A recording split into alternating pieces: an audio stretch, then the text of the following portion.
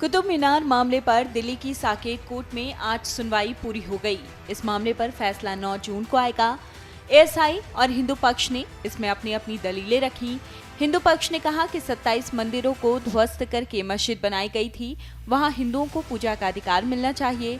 हिंदू पक्ष की दलीलों के बीच कोर्ट ने ये कहा है कि 800 सालों से अगर वहां देवता बिना पूजा के भी वास कर रहे हैं तो उनको ऐसे ही रहने दिया जा सकता है। कोर्ट अब इस पूरे मामले में 9 जून को फैसला देगा। कोर्ट ने दोनों पक्षों से 1 हफ्ते में लिखित जवाब देने को कहा है। एडीजे निखिल चोपड़ा ने कहा कि 9 जून को ऑर्डर आएगा जिसमें कोर्ट तय करेगा कि याचिका को मंजूरी देते हुए मस्जिद परिसर में मौजूद हिंदू जैन देवी देवताओं की पूजा की इजाजत दी जाए या नहीं। इससे पहले सिविल कोर्ट हिंदू पक्षकारों की याचिका खारिज कर चुका है।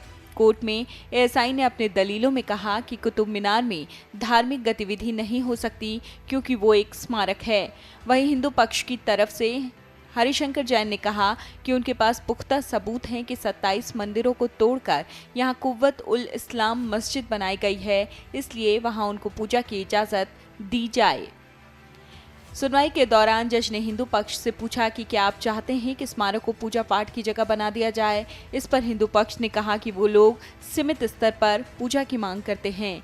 जज ने ये भी कहा कि जिस मस्जिद की बात हो रही है उसका इस्तेमाल मस्जिद के तौर पर अभी नहीं होता। जज ने आगे ये भी पूछा कि उस मस्जिद की जगह मंदिर बनाने की मांग क्यों हो रही है।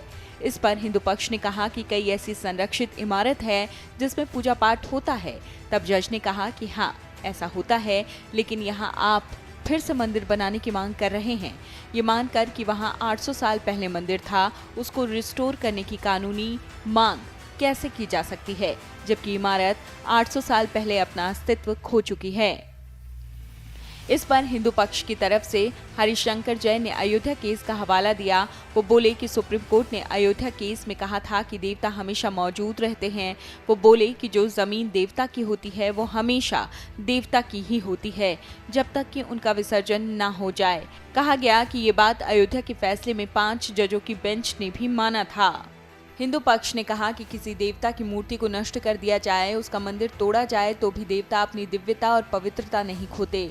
कहा गया कि वहां अब भी महावीर, देवियों और भगवान गणेश की तस्वीरें हैं। कोर्ट ने इस पर पूछा है कि क्या वहां मूर्तियां भी हैं। इस पर कहा गया कि हाँ, ऐसा है। कोर्ट ने उन्हें संरक्षण देने को कहा था। वहां एक लोहे का स्तंभ जो कि 1600 साल पुराना है वो भी है, जो कि पूजा से संबंधित है।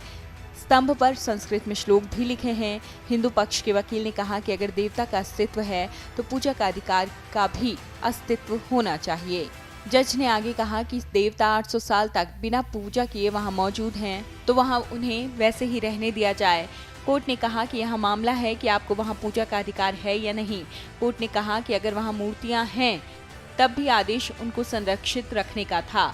ये भी कहा गया कि जगह को विवादित नहीं कहा जा सकता क्योंकि पिछले 800 सालों से वहां नमाज नहीं हुई है।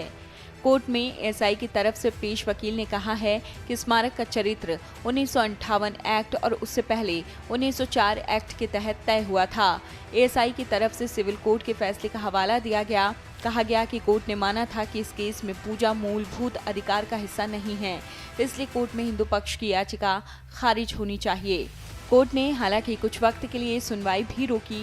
कोर्ट ने ऐसा इसलिए किया क्योंकि एक पुलिसकर्मी पूरी सुनवाई की ऑडियो रिकॉर्डिंग कर रहा था और कोर्ट ने उसका फोन जब्त कर लिया। खैर, इस पूरे मामले पर अब 9 जून को फैसला सुरक्षित रख लिया गया है। Video desk amarujala.com। डाउनलोड करें अमर उजाला ऐप और पाएं खबरें लगातार। अगर आप ये वीडियो YouTube पर देख रहे हैं तो हमारे चैनल को सब्सक्राइब करें और बेल आइकन को दबाना ना भूलें। अगर आप Facebook पर ये वीडियो देख रहे हैं तो हमारे पेज को लाइक करें।